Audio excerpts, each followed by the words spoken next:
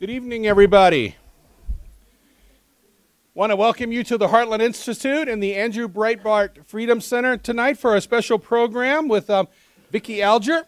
I want to tell you a little bit about, most of you already know about the Heartland Institute, but for those of you that don't, we've been around since 1984. We are a national think tank with a different focus in that we focus on the state policy more than we do national policy. So to do that, we actually publish 3 newspapers: Environment and Climate News, Budget and Tax News, and my favorite, School Reform News. You can find them over here on the table. They go to every elected official in the country once a month. The reason School Reform News is my favorite is because if I work in for education policy here, but if we don't fix the education system, we're never going to fix anything else, because all the kids are going to be indoctrinated into government is the only solution for everything. So that's why I kind of have a favorite for education. Also on my left, you'll see this $1 per book. We have overstock of books. You're welcome to look at those books, and they're only $1 a piece if you want to buy one of those books. The literature on this table is absolutely free. Pick it up, take it to your friends and neighbors. If you know some school board members, feel free to take my card for Stop the Test or some of our Common Core books to school board members. Our t-shirts over here are $10 each. In the back, we are actually selling the Patriot's Toolbox, which is Vicki Alger will be here talking about the education reform section there for $9 each. And also Vicki's book, Failure, The Miseducation of America's Children, she has on sale for $20 in the back, and I'm sure she'll be glad to hang around and autograph it for you and discuss more of that with you at the end as well. Right now, I'm going to introduce Lindsay Stroud. She's one of our government relations managers, and she wants to give you an update on what our government relations department is doing. Thanks, Lenny. Hope everybody's doing well. I'm Lindsay Stroud, a state government relations manager. I'm going to refer to it as GR. It's easier to push off than government relations. So we've been pretty busy this year. Currently, there's 37 states that are in session. Arkansas is an additional one they're in a special session until March, and Virginia just announced that they will be beginning a special session in April. We have provided testimony in 12 states, including welfare reform in Wisconsin, which is now sitting at the governor's desk.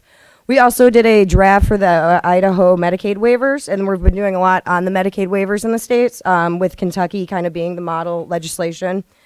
Personally, I've testified in Indiana on a Tobacco 21, and that bill died, so it's kind of like a victory. And also a Wisconsin civil asset forfeiture bill, which passed the Senate, and I don't know exactly where it's at in the House right now. GR staff, we've visited 19 state capitals, holding legislative meetings and events in some of the capitals. Our policy team has published over 76 research and commentaries in 40 states. Our topics that we've been working on is Medicaid waivers, especially the work requirements, direct primary care, right to try legislation in the state. Yesterday, the federal bill that we had been working on with Senator Johnson's staff unfortunately did not pass the House, but it looks like they still want to work on it, so we're just keeping that hopeful. We're also in the middle of a big coal power plant project that involves 4 studies that were authored by Isaac Orr and Fred Palmer. So far, we've met in 3 states with legislators and the public service commissions. We have been working on carbon taxes. They've been defeated in Washington and Oregon, which is pretty good, considering those states are liberal-leaning. We're working on school choice, including education savings accounts, vouchers, tax credit scholarships. Civil asset forfeiture still remains an issue in a lot of the states. Certificate of need for hospitals is another issue. We just provided testimony for an occupational licensing bill in Colorado, submitted today. Tobacco 21 is another issue, and we're also working on Article 5 in constitutional reform. Thank you for joining us tonight. Yeah, speaking of school choice real quick, in Illinois we have the Invest in Kids tax credit scholarship. They are just under 50 million of the maximum of 100 million that can be donated. So if any of you are looking to donate, you can look up the Invest in Kids Act or contact me. I'll send you the link if you're interested in donating money for that scholarship, and you will get a 75% of that as a tax credit back on your Illinois taxes. So one other quick thing before I introduce Vicki. Off to my left, and actually all the way wrapping around behind me, is our Michael Perry Mazur Library. We now have over 18,000 volumes in here. You are welcome to come and actually visit our library and read books during the day. Check it out. And our librarian, if you have any more questions, is right back there in the back, Joe Davis. So feel free to talk to him. I'd like to now introduce our speaker for tonight, Vicki Alger. Again, she wrote the section on reform in K-12 or primary and secondary education. She is a research fellow at the Independent Institute in Oakland, California. She lives in Arizona. Alger has also done research on the Department of Education, which we mentioned her other book. It kind of talks about the Department of Education and why we should be getting rid of the Department of Education. She fought against Common Core, has fought for school choice, smaller government, served on 2 national accountability task forces, and has actually advised the U.S. Department of Education on public school choice and higher education reform. She's been in over 40 states advising education policymakers as well. So let's welcome Vicki Alger to the stage.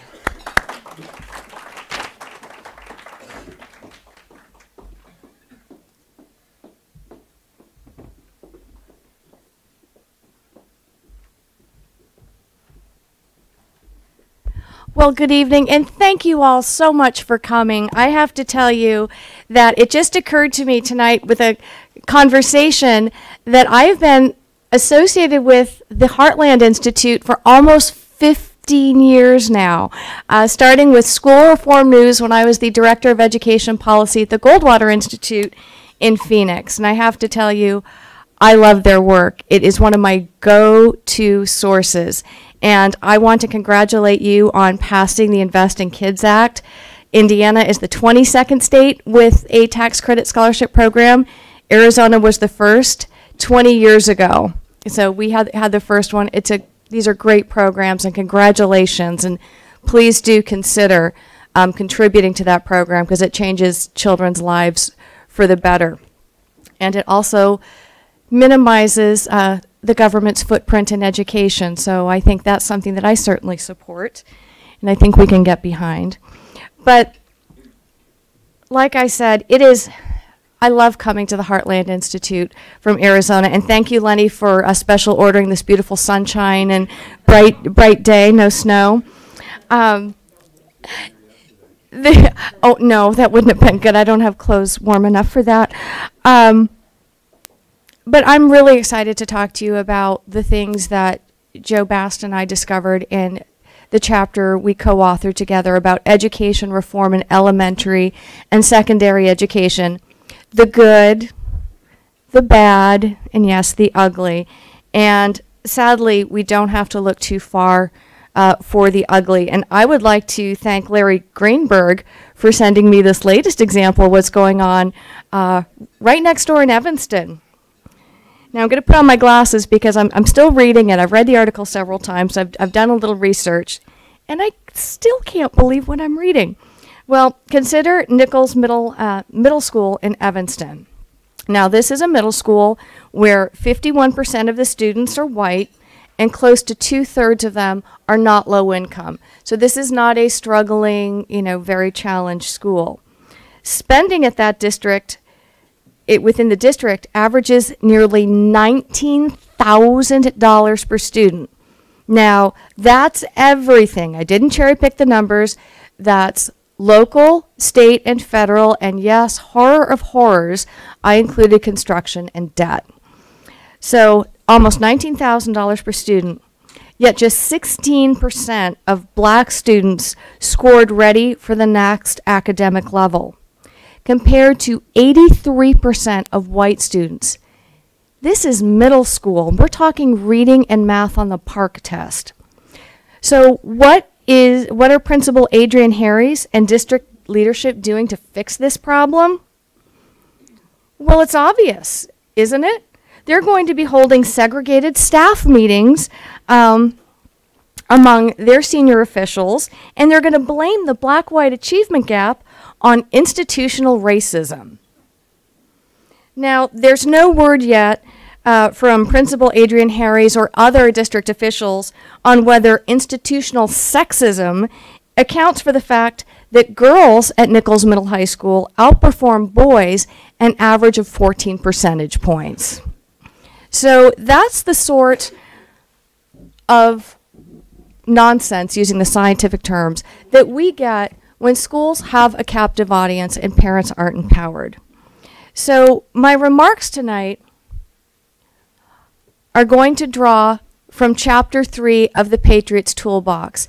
And for those of us who want common sense reforms that work, I love this book. This is great. But tonight we're going to be talking about elementary and secondary education. And you will see the 10 sections there. I'm not going through all 10 sections tonight, but please feel free if there are anything, any subjects, any issues going on today that you'd like to cover, please let me know, because I'm not sure if you're aware, did any of you attend the birthday party?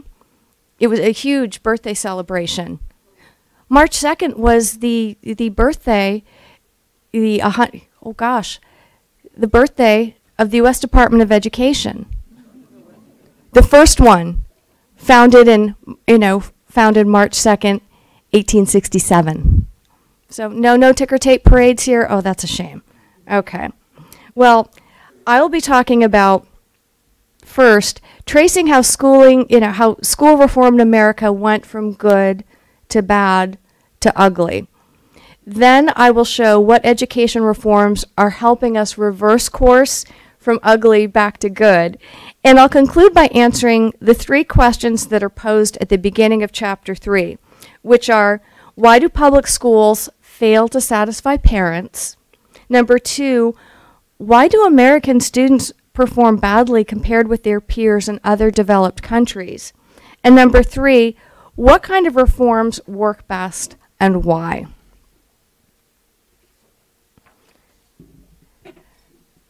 So let's talk very briefly about our educational descent from good to ugly. During America's first century, something we don't tend to talk about in certain policy circles anymore, most schooling was done at home or in small schools run by private individuals and institutions, such as churches, civic organizations, philanthropic organizations, and private societies. So there were actually a huge variety of options for parents to choose from. We started descending into bad around the 1830s, 1850s, the beginning of the Progressive Era. Now, the Progressive Era insisted that state governments really take over education because they're the real experts after all, aren't they? They thought if we had the state involved, education would become very scientific. The model, as we all know, for our current schooling system that begun during the Progressive Era was Prussia.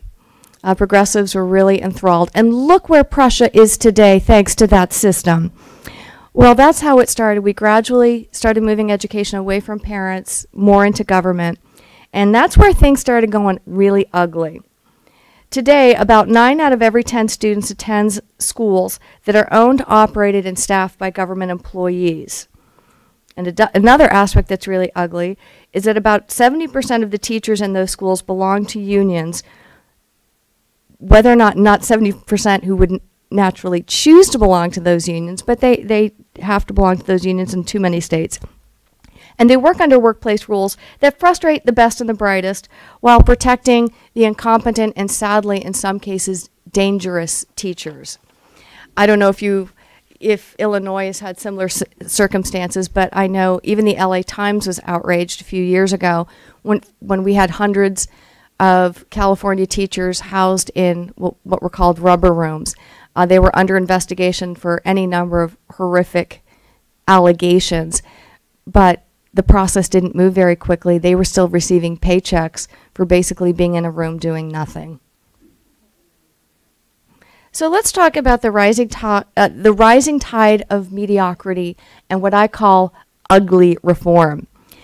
We'll recall that back in 1983, the National Commission on Excellence in Education warned that the educational foundations of our society are presently being eroded by a rising tide of mediocrity that threatens our very future as a nation and as a people. This report that they released, called A Nation at Risk, went on to say that if a foreign power had imposed the poor level of performance on our country that we were experiencing, we would consider it an act of war. So I like to say that this commission's report is a report that launched 1,000 reforms. Class size reduction, teacher certification, high school graduation requirements, testing, longer school days, longer school years, school uniforms, making schools bigger through consolidation or making them smaller through schools within schools, ending social promotion. You get the idea. There was a litany of all of these reforms, which, by the way, has cost us billions upon billions of dollars. Well, let's flash forward to 2003. 20 years later, that should be enough to work out the kinks and get this reformy thing right? Well, the Hoover Institution at Stanford University formed a special task force, the Correct Task Force on K-12 Education. By the way, their research is excellent. And they found that those reforms have not improved school performance or student achievement. In the intervening 20 years, at the time, since a nation at risk, they concluded that about 80 million first graders have walked into schools where they have scant chance of learning much more than youngsters whose plight troubled the Excellence Commission back in 1983. So what's changing? A lot of activity. The money's going up. We're not seeing student learning improving. Bureaucracy's getting it. So where are we now? Today, 35 years after A Nation at Risk has been released, we still have evidence of inadequate education. Just 37% of high school seniors nationwide scored proficient or better on the National Assessment of Educational Progress. You'll also hear it referred to as NAEP or the Nation's Report Card. This is the largest nationally representative sample, nationally representative test that was instituted in the late 60s, early 70s. So that's reading. Only 25% of our high school seniors score proficient or better in math. By the way, these standards, these proficiency standards, we're not expecting students to be rocket scientists. We're not expecting our students to be Shakespeare or poets. These are very basic standards, and that's what we're getting. Today, proportionally fewer American students perform as well as students in other economically advanced nations. In fact, from 2009 to 2015, we slipped in the ranks, moving from 40th and 25th, respectively, in math and science. Now, here's what we have to keep in mind about those rankings. Are we really, in real terms, American students are staying right about average, right around the middle. Our 4th and 8th graders are typically above the international averages. Our 17-year-olds are typically below. What's happening with these comparative rankings is more countries, like that powerhouse Latvia, are coming onto the scene, participating in these international assessments. And as more and more countries participate, we now go from maybe the top quarter, we're in the lower half. So, but we're spending more, up to a third more than top performing countries, and we are solidly average. And our comparative rankings are going down with each successive year. And we shouldn't be blaming the test for that. Now, and we also shouldn't blame spending. This is a chart I put together last night because I just wanted to see if things, had changed. I don't know if you can see it. The print is very small. This covers a 55-year period from the 59-60 school year up into 2014-15. That's the latest year comprehensive data are available from the U.S. Department of Education. Now, as you'll see, enrollment, that white line up there that starts as a little craggy and then goes flat, that's student enrollment. Overall, that increased about 40% over the past 55 years. Spending, meanwhile, in real inflation-adjusted terms, has increased over 400%. Our spending, and that's federal, state, local, all of our spending is over $660 billion. By the way, we as a country spend more than we do on defense by over $100 million. So when people say, oh, we should have a bake sale for schools, not the military, no, we should have bake sales for the military compared to this spending in some cases. So that gives us a nice long trend line to see that spending relative to enrollment is not the issue at all. Well, let's see how those dollars are performing. This is a quick comparison for as much data as possible. That's from 1990 to 2015. How do 8th graders in public school and private school do in reading? Keep in mind that in the United States, the average per pupil expenditure is $13,000. The average private school tuition, before you do discounts and all of that, published tuition is $11,000 per student.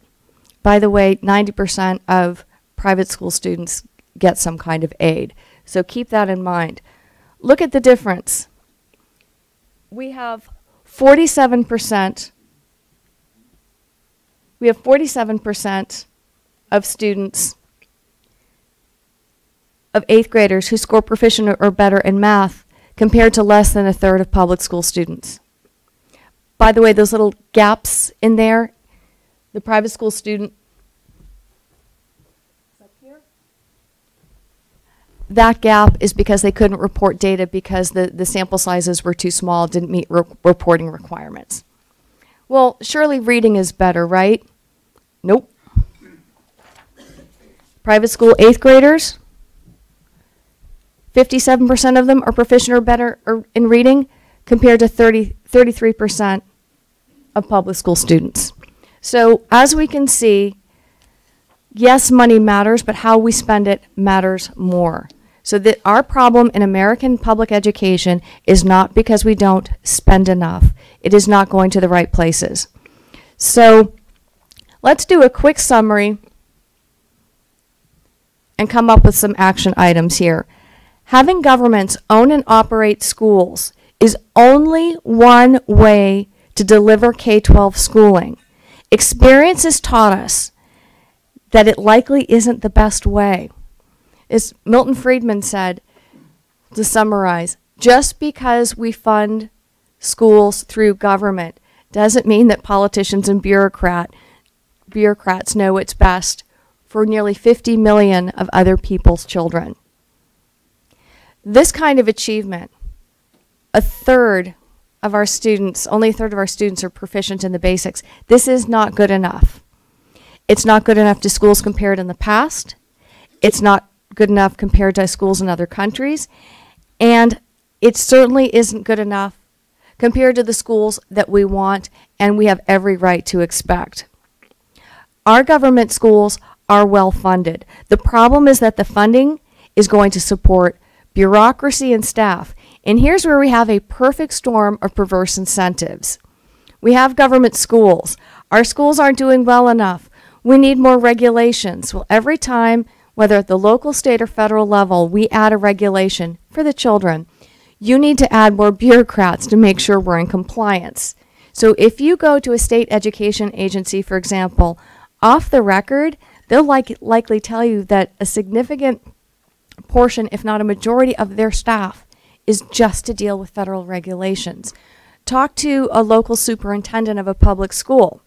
I did recently, one of the largest school districts in Arizona, and we went up. It was a beautiful building, of course, palatial, probably funded with a lot of federal dollars, so thank you for that, those of you in Illinois paying for our school buildings through federal dollars.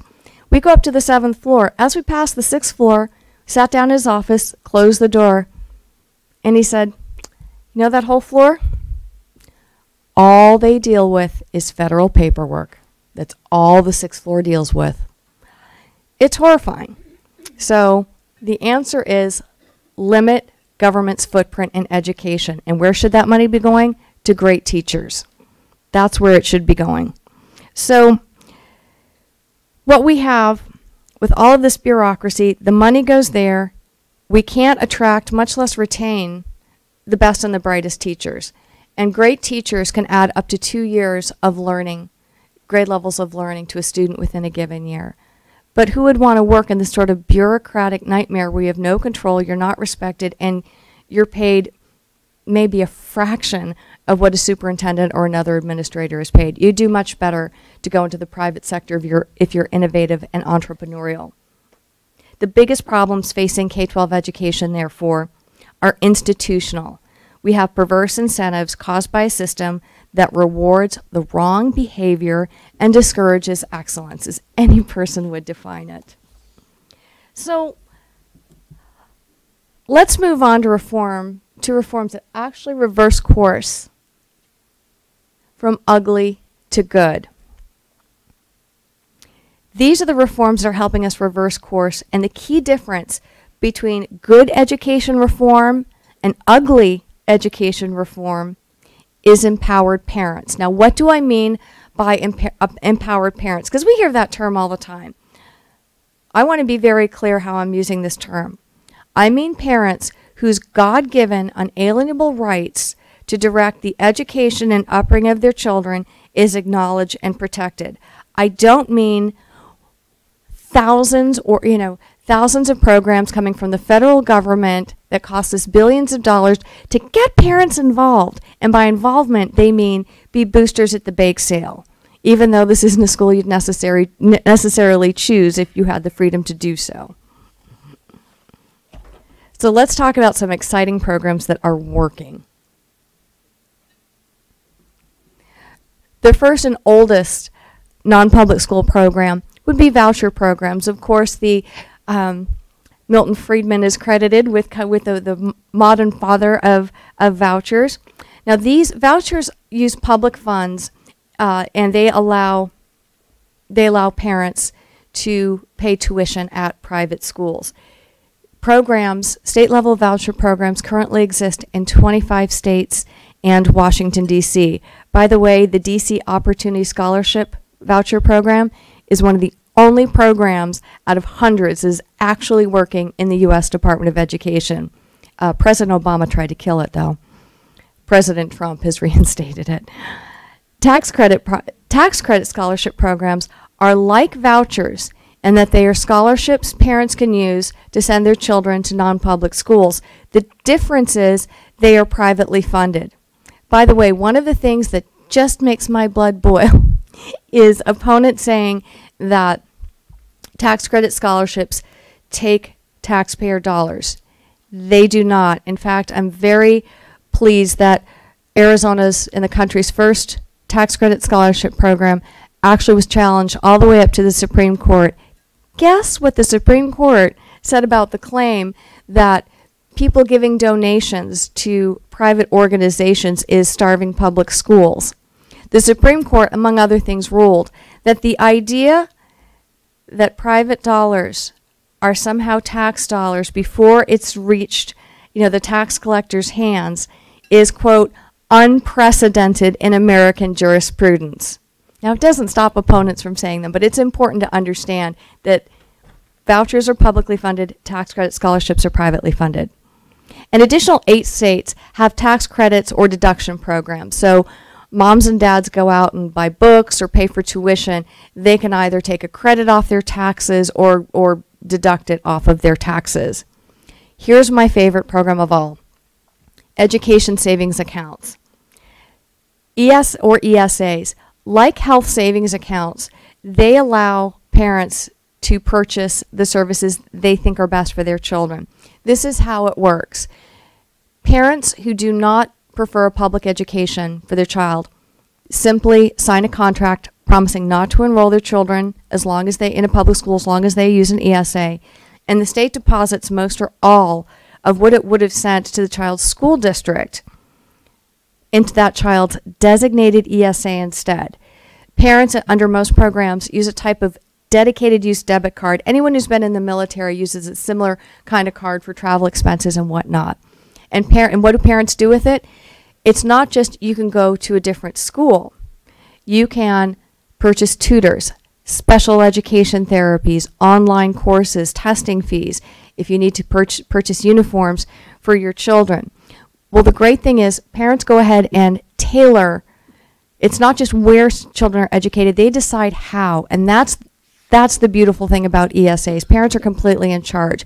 I also like under most programs, any leftover funds. Well, wait a minute, education is underfunded. How could there possibly be leftover funds? Well, with parents, there are leftover funds, and Arizona was the first state to have a program for special needs children. And the parents of special needs children actually had leftover funds. Guess what happens? Those funds roll over year after year for future education expenses, including college. So if I had a magic wand and we were to fund education, this is how I would do it through ESAs. My preference, the latest advance, is rather than government appropriations, you take a portion of state funds, is tax credit financed ESAs. That is now moving through Arizona's legislature, something akin to that right now. So I think that's the way to go. Parents have choice, there's no government interference, and parents have maximum freedom because we don't have to worry about overregulation. So altogether, all of these programs right now are helping nearly 1.4 million parents and children get the educational options that work best for them. Well, I don't know. This sounds a little risky.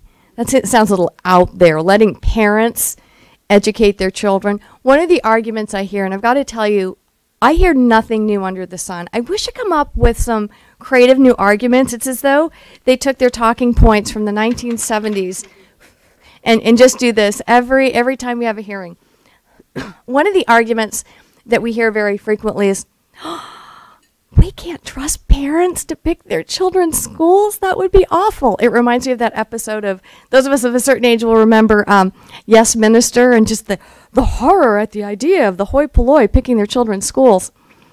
Well, I often wonder, because as it stands, 90% of parents out there are the beneficiaries of a public education. So you're telling me that you're a beneficiary of a public education, yet that education doesn't make you capable of choosing your child's school.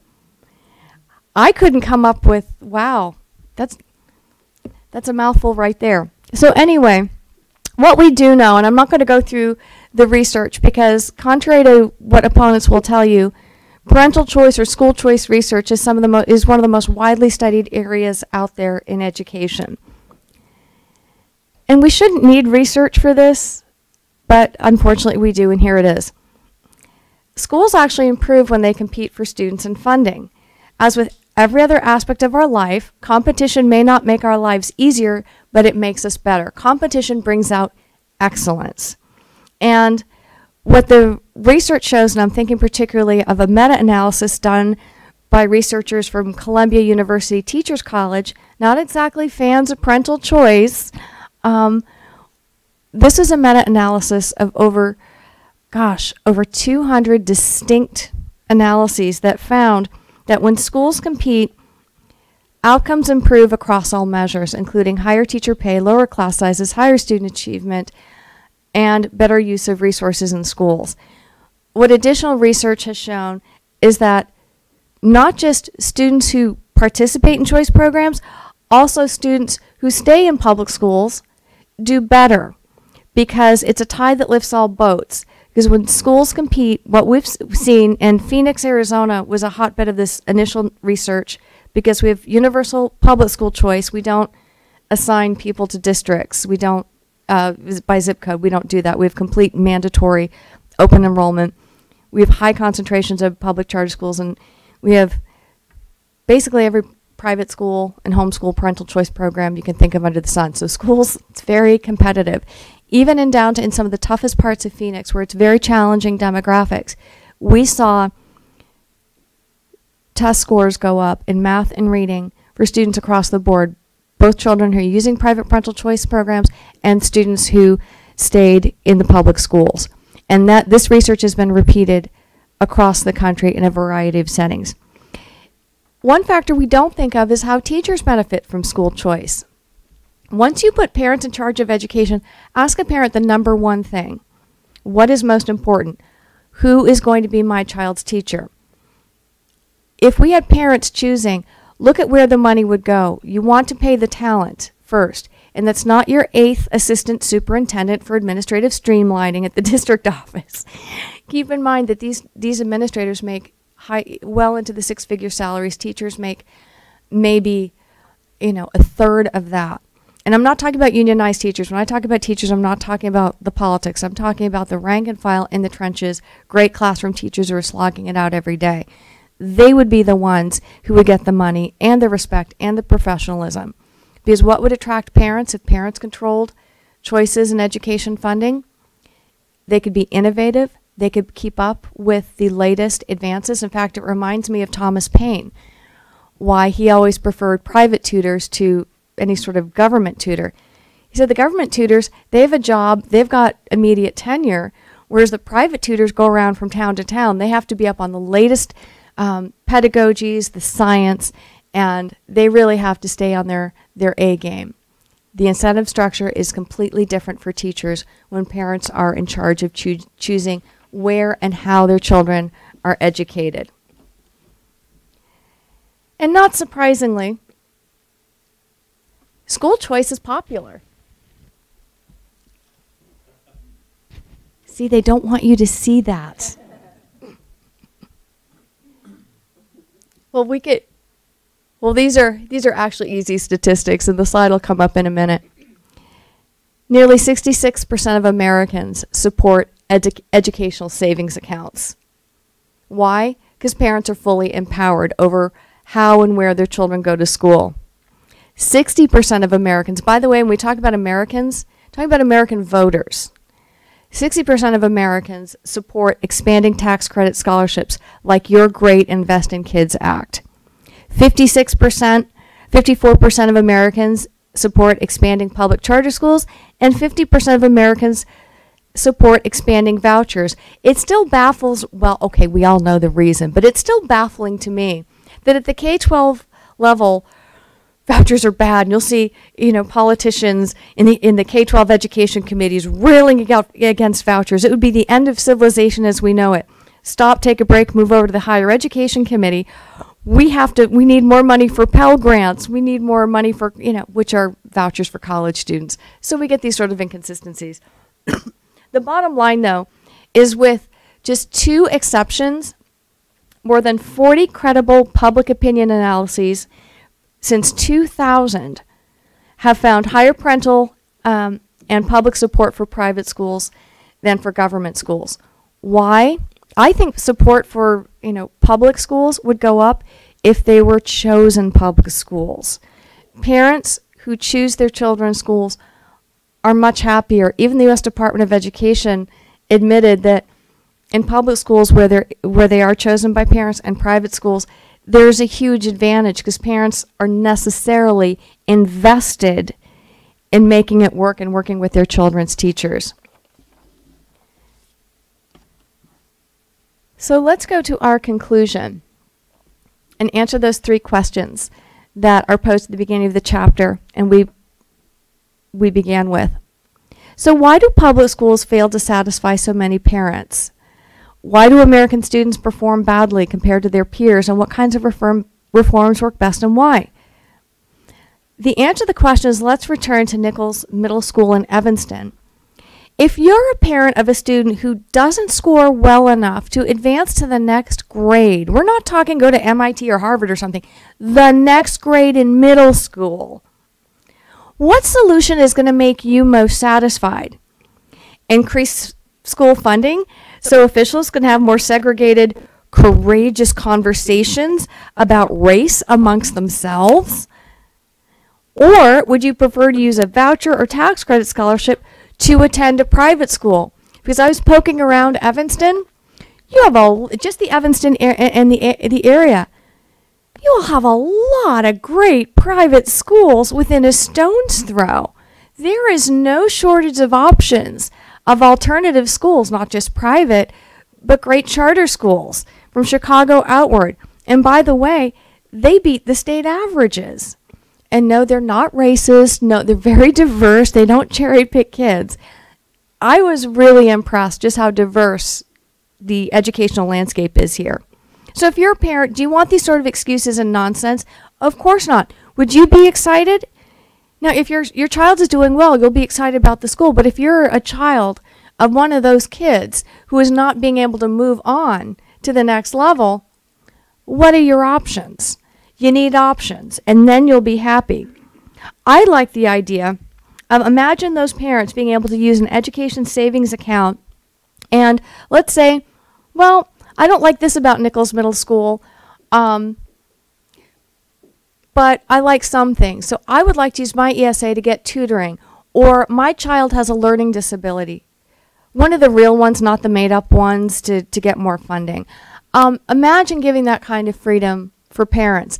And guess what? If Nichols Middle School had to compete with all of those other schools in the area, there would be courageous conversations, but it wouldn't be the segregated, courageous conversations they're having now.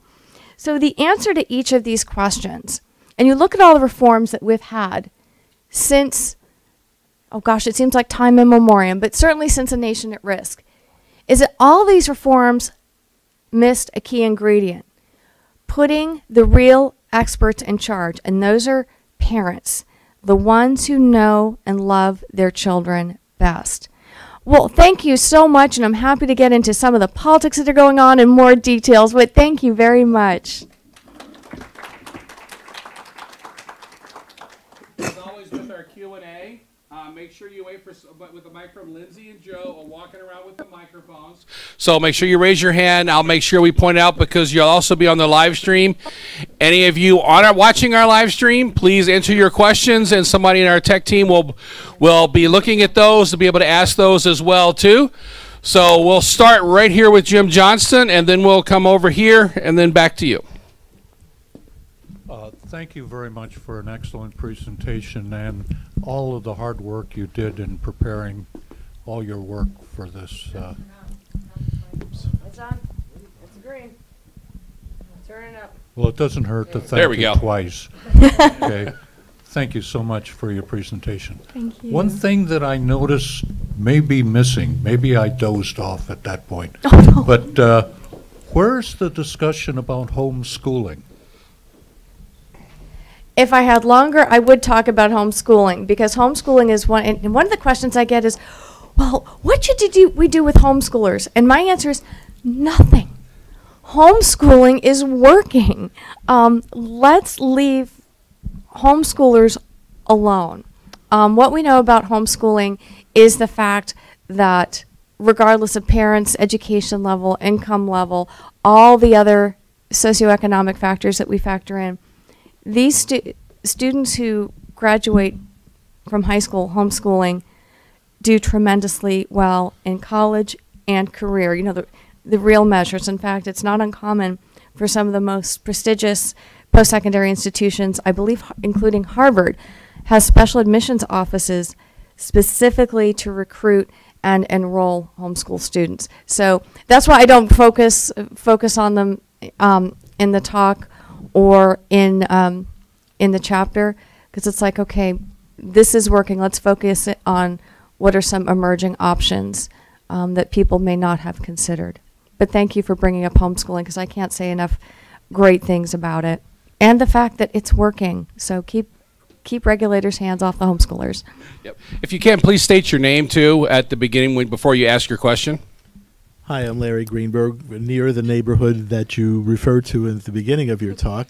And thanks for pointing out that some of the politics that go on in schools deflect from the real problem.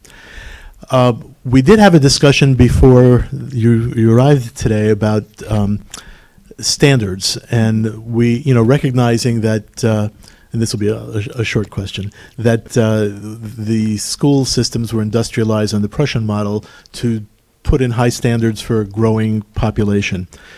So the question that comes from this is parents are able to make good decisions for their kids. I think we can stipulate to that. But looking at the charts that you showed about proficiency at the end of high school, bad news for public school, but not really so great for private school. How are the standards or the measures of proficiency changing over time, because as we discussed here, high school graduates in the 1930s seemed maybe to be quite proficient in the economy, and maybe our college graduates today are not. That's an excellent question, and I'm glad you brought it up, because I was looking at this going, that's not great either. What I would say with the standards is that this is what happens when you have a very largely constrained system. So yes, we do have private schools as an escape valve for some, but what we're not seeing, we don't have that competitive climate.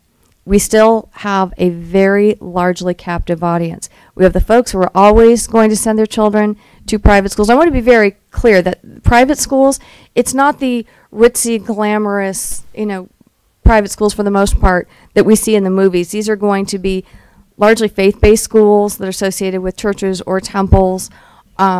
These are not, again, very wealthy schools, but they are a safety valve for some. But again, we don't have the competitive pressure. Fast forward to some place like Arizona, where I don't think we have nearly the competition that we need, but comparatively more competitive. All schools are facing competitive pressure. That's where we've seen we lead the country in the achievement growth in low-income and minority children. And by the way, we're always considered cellar dwellers in terms of spending. We're at the bottom. Is it that our standards are too low? I would say, and I'm going to have to admit a bit of a bias here, I hate the standards debate. I hate it, hate it, hate it. And the more history I did for failure, and now I hate it even more. Standards relative to what? If we want children to know how to read, we don't need the state getting all involved. There are plenty of tests. Do you really need a test to show whether or not your kids can read? But okay, we have standards. I think our standards are politicized. Often they're watered down, and they don't give, I think they give parents a false sense of complacency, because watch what happens when all of these kids who graduate from high school, large minority, significant proportions of them, even though they got A's in school, got their diploma, will be in remedial at reading and math. So standards for me have to be relative to what? I think the standards give a lot of misinformation to parents. By the way, parents don't sit at home waiting, where are the NAEP scores? Where are the NAEP scores? They want to know. Involved parents are looking at their children's homework, and they can see a struggle long before there's a test or a quiz or the once a year state standards test. Isn't it great that kids take the standards test once a year, so parents can be involved? Yeah, you don't get the results till the end of summer, and what the heck are you supposed to do? And in some cases, if teachers see the results, they're not allowed to talk about them. So that's a long-winded answer, but I think standards need to be relative to what we mean to accomplish, and I don't think we have that here right now. We need a much more competitive climate, so there's a good incentive to meet and exceed standards. Okay, right here. Bob Johnson, thanks for the comment about that Evanston school. I'm going to be a little bit politically incorrect and talk about some standards. And I keep on hearing the mantra that we're in the middle of the pack about our performance of students. Mm-hmm. But let's face facts. The United States is a multicultural, ethnically diverse country. And I wish I would have archived this from about 15 years ago. But I came across a study where I don't know how they were able to do it, but they took a look at the ethnicities of the students and their performances and compared it to the home country. So we're comparing Chinese American students with China, Indian students with India. If it was European, the various European. And what did they find? The American ethnicity students outperformed the home country. So when we look at the performance of students, nobody talks about the cultural diversity and what the issues are with, like, again, the minorities that you pointed out in the Evanston school, how poorly the African Americans performed. And I've seen other studies that show there's big differences in ethnicities in various ethnic groups. in the performance of the students. And nobody talks about that because it's not politically correct. Well, I think you certainly do have to take in taking in background, including ethnicity, racial heritage, so forth. And that's something researchers actually do. Also low income, a whole host of factors, gender. Remember years ago, I actually made some poor young men at a talk I was giving at a university very nervous when I said, you know, we don't say that, gosh, the math scores go down. There must be a lot of women in the class. They went like this. Older students and the ladies in the audience, you know, laughed. I'm not someone who believes that demography is destiny. I think that great education, great teachers, great schools, no matter where you are, we all have strengths and we all have challenges. No matter where you are, great education, great educators are going to get you where you need to be. And what we have seen is this sort of, what is it, soft bigotry of low expectations. A lot of people just dismiss children for various reasons because of how they look or their backgrounds. When you get into parental choice programs, though, and a lot of charter schools, particularly in urban charter schools with the no-nonsense, back to basics, no excuses approach, children who were thought, oh, they're not going to do anything, they can't really accomplish anything because fill in the blank excuse, they're doing extremely well, beyond all expectations. So I think, yes, all of things, we have all sorts of different components of our being human beings, but they should never be used as an excuse. And with the middle, I've heard that America used to once be number one. We are never number one. I look at the middle, and I say that with confidence because I actually ran all those darn numbers myself year after year after year. And again, these studies control for background, gender, a whole host of things, and like countries with like elements with like, we're still in the middle. I don't think it's because we're stupid. I think it's because kids know this is not going to go down on your permanent record, and I want to do things that are more important. Okay, question right back here. Thank you very much. Your presentation is excellent. We're glad you're on the case. Just a quick thing on the number 2. Why do they perform compared to the peers in other developing countries? Finland is often mentioned in great schools. They teach one language. Now they're teaching a second language. I'm from Minnesota. Minneapolis has 80 languages in the school. A big difference. I'm concerned about the role of parents. In my area, more and more of these students are from India, and they're really doing well. The district next to me is 82% Hispanic, and they're not doing so well. But parents that I find are clueless, and our schools are run by the unions. And you know, I run into teachers at Christmas time. They get 17 days off at Christmas. They get a big spring break and all these holidays, 3 months off in the summertime. And when they retire, they make more money than when they're teaching. So we got some real problems. But parents don't understand this. They don't know this. They're clueless. So how do we get the parents and reach them and get them involved in the education? You know, we pay the highest real estate taxes in the country here, and most of that is education. Solve those problems. Okay. We can do this in 30 seconds or less. Thank you. Besides moving to Arizona. Yes, normally that's what I tell my friends in California. Hire an attorney or move to Arizona. What I would say is this. If you want to make sure parents stay clueless, keep doing exactly what you're doing. For all the pomp and circumstance we give about parents, where parental involvement and choice matters most, the decision of where and how to educate your kids, they're completely cut out of the process. You go, you know, based on the zip code lottery, where you can afford to live. And if you can't afford a moving van, well, tough on you.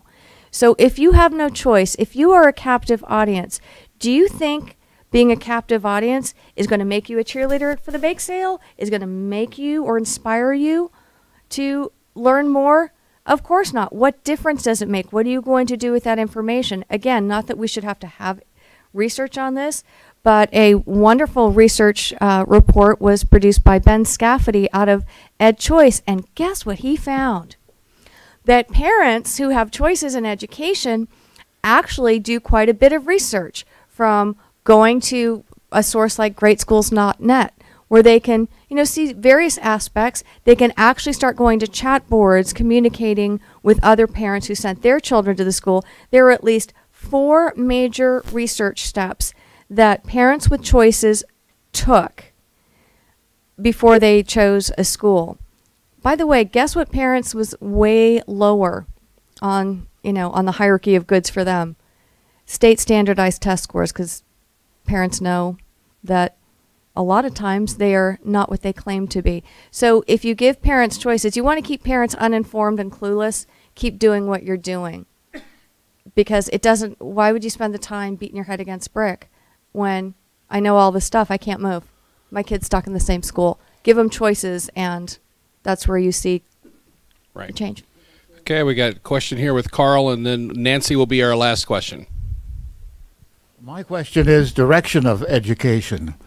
Basically, you've indicated that in the early days of the United States, education was pretty good. Basically, we had moral education. The Bible was part of the education process. Now it's outlawed, and pornography is in some cases.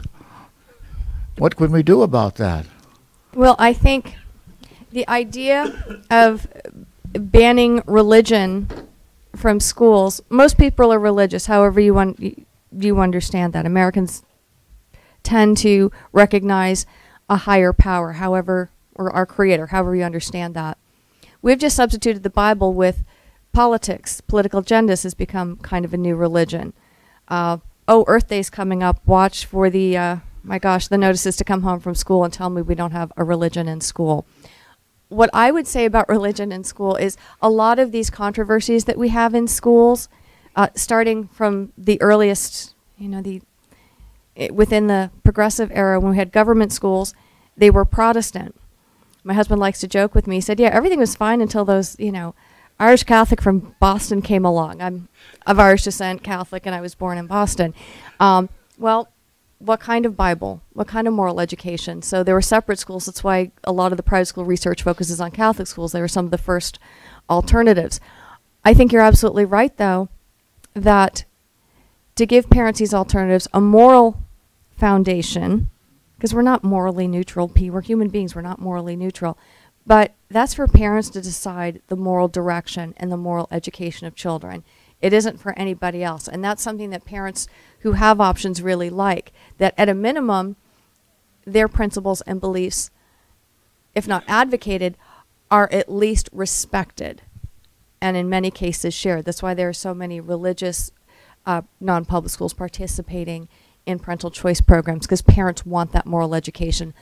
So when we're talking about designing good parental choice programs, do not ban faith-based schools, because they provide a very important service to our country, like you said, with moral education that families approve of, that's not, a state-pushed agenda.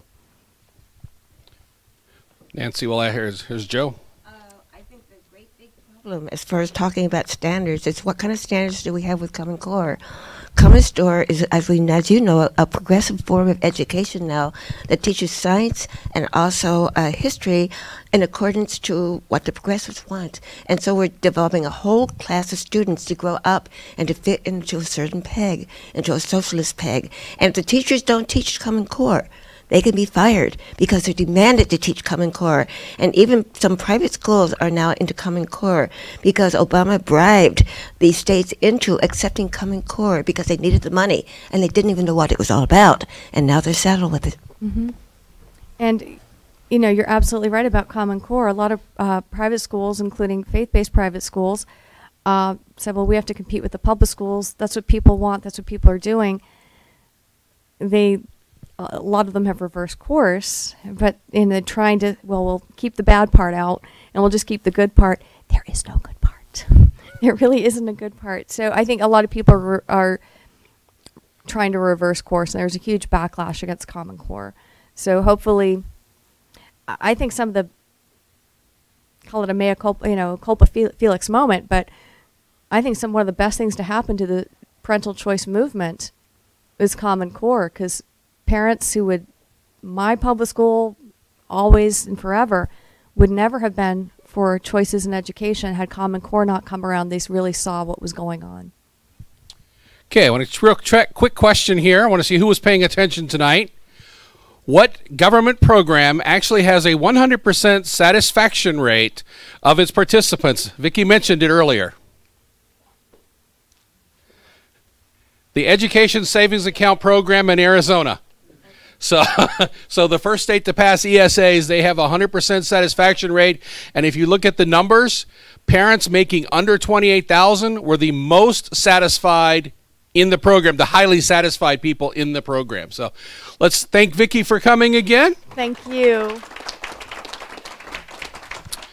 While Vicki makes her way to the back, I want to remind everybody our literature's over here is free to pick up. Please pass it out to your friends and neighbors. Our t-shirts are on sale for $10. The Patriot's Toolbox is on sale in the back for $9. And Vicki's book, Failure, The Miseducation of America's Children, is on sale. I believe it's $20 in the back, and you can even get Vicki's autograph. On April 18th is our next event. It will be James O'Keefe coming. So if you want to register, actually go ahead and see Kathleen in the back, and she can go ahead and register you for that now if you're interested. And I just want to thank everybody for coming and hope we see you again on April 18th. Thank you.